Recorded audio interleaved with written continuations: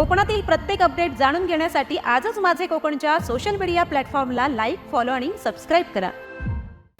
नवी मुंबईतील कामोठे सेक्टर 10 साई सिद्धी सोसायटीत आज पहाटे घडलेल्या दुर्दैवी घटनेत घरातील बेडरूमचा स्लॅब कोसळून 39 वर्षीय सुरेश लोखंडे यांचा मृत्यू झाला, तर त्यांची 12 वर्षीय मुलगी वेदिका लोखंडे जखमी झाली आहे। सकाळी सुमारे 6 वाजण्याच्या दरम्यान दोघेही झोपेत असताना बेडरूममधील स्लॅबचा काही भाग अचानक कोसळला। या दुर्घटनेत सुरेश लोखंडे यांचा जागीच मृत्यू झाला, तर जखमी वेदिकावर कामोठे येथील MGM रुग्णालयात उपचार सुरू आहेत। या घटनेमुळे परिसरात हळहळ व्यक्त होत असून इमारतीच्या सुरक्षिततेबाबत देखील प्रश्न उपस्थित केले जात आहेत। दरम्यान संबंधित यंत्रणांनी घटनास्थळी पाहणी करून दुर्घटनेच्या नेमक्या कारणांचा तपास सुरू केला आहे।